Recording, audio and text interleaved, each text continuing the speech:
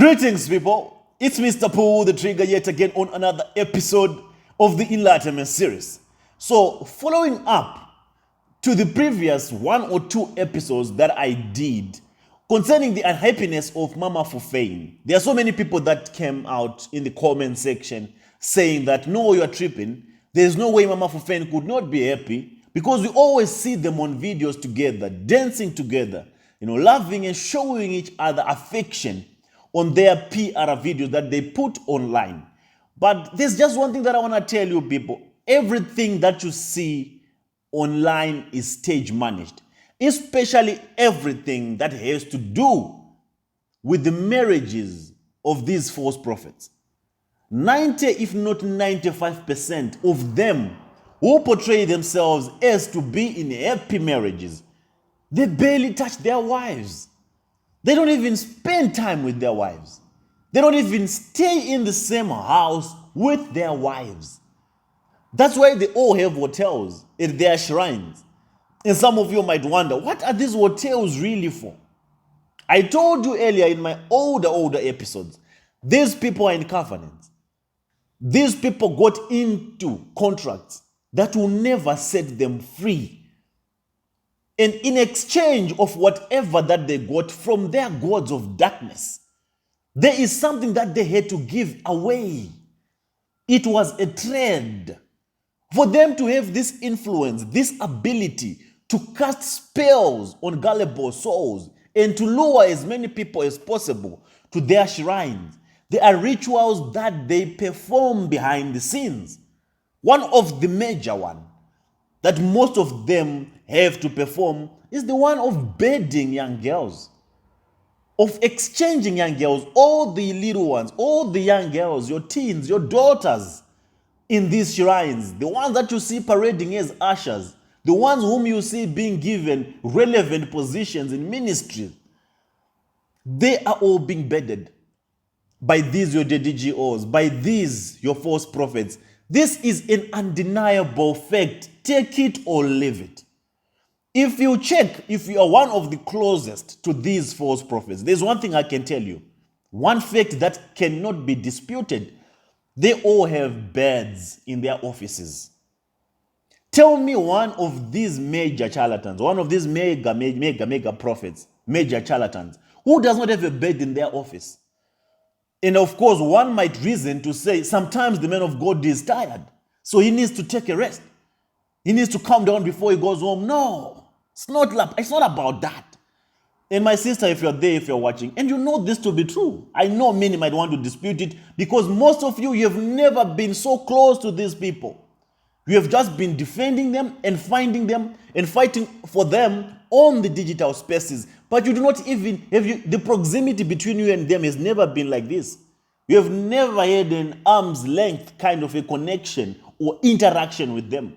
You are forever receiving in the backseat from a very, very long distance. So you can never know what happens inside, what happens behind the scenes. But to people like us who are so curious, we did everything that's possible, everything that we could, to find and understand how these people run and manage their shrines and how they maintain their occultic prowess. And to other ladies, to other close pastors to these people, you can attest to this, that they all have bedrooms in their offices. And these bedrooms are for these rituals. Of course, you might say, no, it's not a ritual. I want to ask you a question. Do you really think that the appetite, the sexual appetite of these prophets is so high? Why is it so different to all the other men? We are all men. There are so many other men watching me right now. But we can agree as men that it's practically impossible to have this affinity for wanting to be in bed with the woman non-stop throughout the entire week. It's either we get tired, we lose interest, or we just find a way to maintain it so that it does not become an obsession.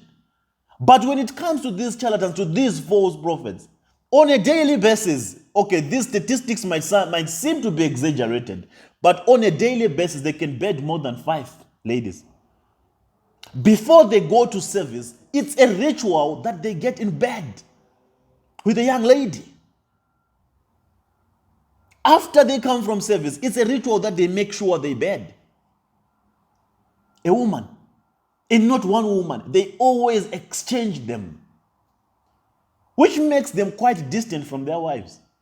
And they see no reason to be close to their wives because they are forever feeding the monsters that they were given when they got into these covenants. I told you before that when they went to be initiated, the powers that they claim to have, or the influence that they predominantly have now, and the spells that they can, exercise to lure people to their shrines, they got all that at a cost, at a price. Whenever you get something from the dark world, you have to maintain it. There are conditions that comes with it. And you have to make sure that you stick to the conditions, or else everything will backfire. So whenever they are bedding these young ladies, it's not because they really enjoy being in bed with this. It's because it's a requirement, it's a condition. There's a monster that they need to feed with the glory of these youngsters, of these young sisters, of your wives. They have to take something from you that is of value. Now you think you are in bed, you are just doing this as a normal activity, but there's something that is being taken from you. Your destiny is being thwarted. Your shine, your glory, the star upon your life is being taken. That's why you see all those that get in bed with these people, they lose it. They don't go anywhere. They become vagabonds. They are forever in this maze of confusion. Their lives will be doomed. It will take a serious prayer for them to be delivered from whatever that was deposited into them.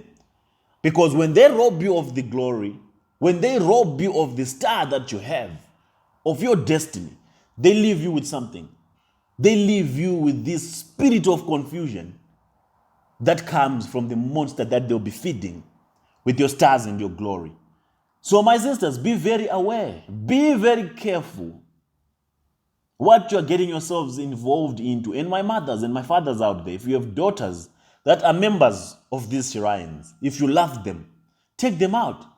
It will be a struggle, it will be a battle, I know, but take them out, or their entire life will be ruined. And if you are a brother out there, you are married, take your wife out.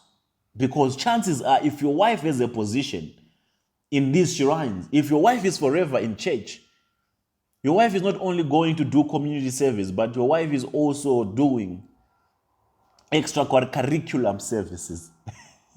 Is also getting into the DGO's bedroom. And by the time she comes home, she has absolutely no respect for you. The only man that matters in her life is the prophet, is the DGO. This might sound to be conspiracies, but these things do happen. So, in relation to the previous episode that I did, and in this one I mentioned the unhappiness of Mama Fufane. And the issue that I raised was concerning this young lady called Blessing. This Blessing has been staying in room 20 at one of Jeremiah Omoto's hotels. And I asked the question if Mama Fufane was really happy or if she was unhappy. I know when I get this deep or when I start touching some people that are dear to Omoto Fufane, this might seem as if it's personal, but yeah, it's kind of personal. Because whenever they do whatever that they're doing to Sister Ruth Matthew, they must put into consideration that Ruth Matthew is also a mother. Ruth Matthew is also a sister to someone. Ruth Matthew is also a daughter to someone. Ruth Matthew is a potential wife to a husband out there. So there is no any exception that can be made to Mama Fufane because she's a wife to a billionaire prophet. The very same way you treat others is the way that you'll be treated. And I also want to bring something to Omoto Fufane's attention. And there are people that think that Omoto Fufane does not get to hear what we talk about or does not get to be hit by some of the exposés that we do here. I want to bring something to his attention. There's a young lady called Henrietta that is Omoto Fufane's daughter. She fell pregnant and she was forced to do an abortion. Should I tell you who forced her to do it? Right now, this young lady is going through the most. And she is a biological daughter to Omoto Fufane. Right now, this young lady has been disowned. And she's a biological daughter to Omoto Fufane. Should I go deeper on this? Okay, let me pause right there. Let me stick to I just want to give you the type of a man that we are dealing with, so that you understand that what you see out there is not really who the man portrays to be. If he can be this brutal to his own daughter, what more of Sister Ruth Matthew? What more of a disabled woman? So this will make you understand that whatever that is happening to Sister Ruth Matthew, whatever that they are doing to Sister Ruth Matthew, whatever that they did to Comfort, the late Comfort, is not something that we should be surprised of, because he can also do the very same thing. He is actually doing the very same thing to his own daughter, to his own biological daughter. So if a father can do that, exercise such level of brutality to his own daughter, what more? He just does not have a respect for women. That's just what it means if he is not just this man without a heart, without a conscience. That's just what it means. So that's why I'm no longer shocked by the things that he did to Comfort, the things that he continuously keeps on doing to other vulnerable women out there, and the things that he is still doing to Sister Ruth Matthew. There are so many things that are happening. Right now, Sister Ruth Matthew is under surveillance. Jeremiah Omoto's people have rented a house few miles away from where Sister Ruth Matthew is staying. And one of the gentlemen that is staying there, that is monitoring Sister Ruth Matthew, is one of the guys that went on to arrest Sister Ruth Matthew. I'm not going to go deeper into that episode, but I'm still going to bring out and expose it so that we do not lose the theme of the conversation. The issue was on Mama Fufane. And I'm calling out Mama Fufane's unhappiness. Some of you think she is into this or she is enjoying whatever that is going on. That woman is not. She is not happy. And the major thing that makes her unhappy is the issue of this young lady called Blessing that has been tormenting her, that has been giving her sleepless nights, because she is the young lady that is holding Omoto Fufane hostage at this hotel. Good Hope, is it Good Hope Hotel? The one of Omoto Fufane. And for the past plus or minus 4 years, she has been there at this hotel. Am I advocating for Mama Fufane's justice? Not really. Do I really care? Not really. But just to confirm what I told you, soon after I did that video, soon after I exposed that shenanigan of this young lady called Blessing, Omoto Fufane came out and do a video, and he stage managed as a happy man with his wife. He did a video, and in this video, I just want you to observe one or two things and tell me if Mama Fufane is happy, if this is real love, or if this is stage managed, or if this is legit. You tell me. I just want you to do your own observations.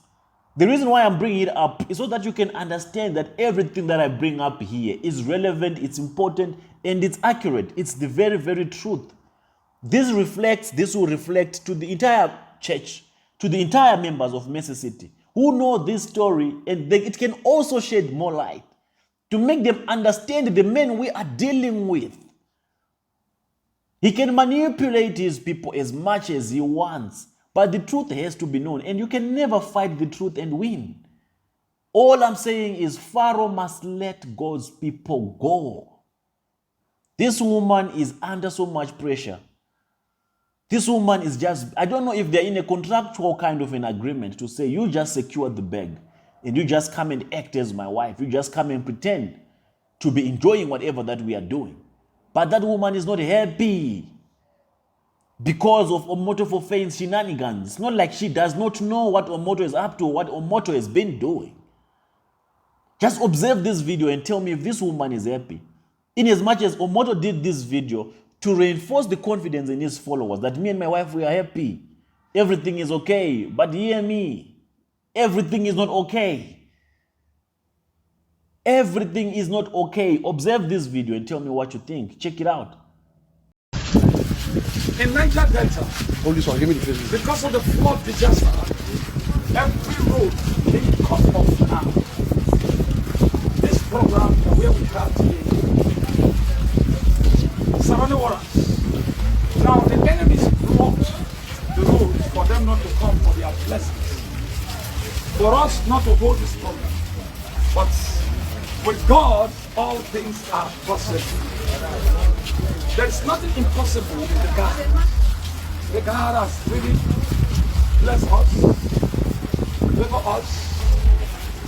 And the people, the children of God, they cannot stop. If anointing can bring this crowd, you can see the crowd. At my past side, you can see the crowd.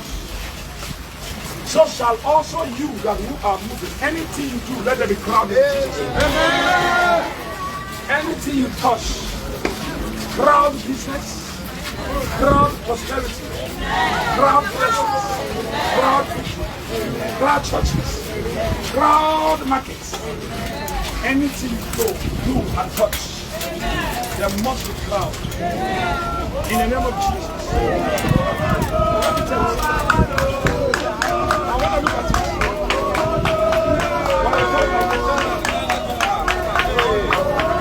You can see the crowd. You can see the crowd, it says the crowd.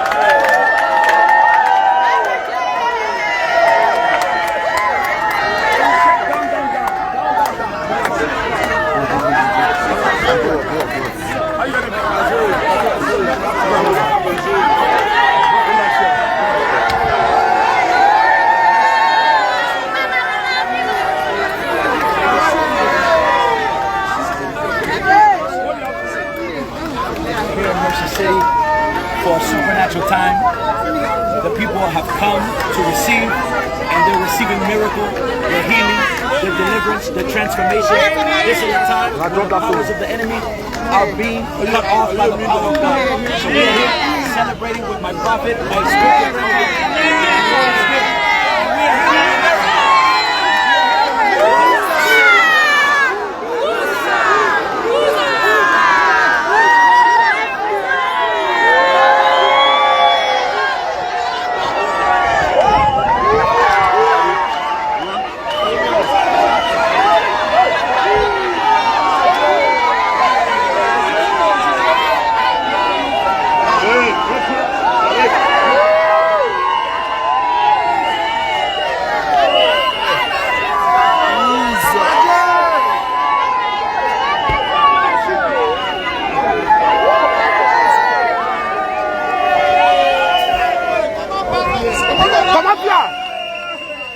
So he released this video soon after I spoke about blessing, and I have not yet even gone deep into blessing.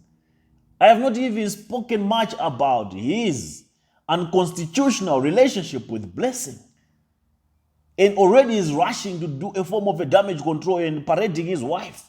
To say, look, I'm happy, look, actually even hanging and putting his arm around her, just to sell it, to sell a narrative to his gullibles that we are good. Me and my wife, we are Ayoba. Do these people look happy? Does she look content? Or she was just decorated for this specific scene so that it looks like everything is okay? Everything is not okay, not just for Mama Fufein, but everything is not okay for all the wives of these charlatans. Some of them might have gotten in this thing for money. Some of them might still be staying for money or for the children. But things are not Ayoba in these marriages, in these relationships. And to all the young sisters out there, please stay away from these married folks. Stay away from them. Don't ruin your destinies because of the love of things. Those things don't last. Don't trade your soul. Don't sell your conscience to them. Every time you jump into bed with them, you're selling your conscience. And to the entire Mercy City, I know you're watching me. I know you're observing me. This is your father. And I know he brags about having a crowd. When he sees all of you, he sees a crowd. He doesn't see people. What fascinates him is a crowd. But if you can also dig deeper, if you can also critically observe the crowd, do you think billions come from these crowds? Do you think this crowd even pays offering? This is the crowd that is of people that are suffering. People that are only joining, that are only going to that shrine, expecting handouts. So no matter how much of the truth we tell them, they know the truth now. So they'll never risk their spirituality by putting it in Jeremiah Omoto's hands. They are now also playing the game very wise. They are playing their cards close to their chest.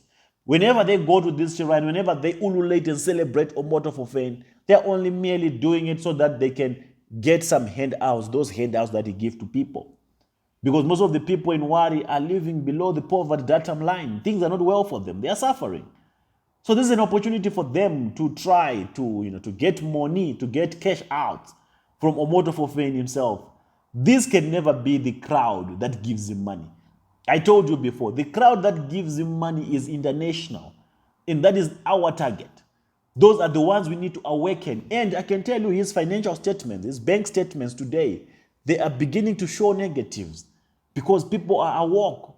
People can now see that the men that we have been giving so much money, the men we have been financing, has been destroying lives. So when he brags about the crowd on the ground, this crowd does not move us. He can continue to have thousands and thousands of people on the ground. But the ones that we need to pay attention to are the ones that consume his fake miracles, his charlatanism on the internet, on the digital space. If we awaken those ones, if they cut their support, it means his level of brutality can also be reduced. Every time you give money, you pour money into these charlatan shrines, you are actually facilitating all their evil agenda. So be awoke, my people. Know where you seed. Or rather, do not even seed at all. Because all that money is being used for things that are not of God, to hate other children of God. So with that being said, I'll check you out on the next episode of the Enlightenment series. It's Mr. Pull the Trigger. I'm out.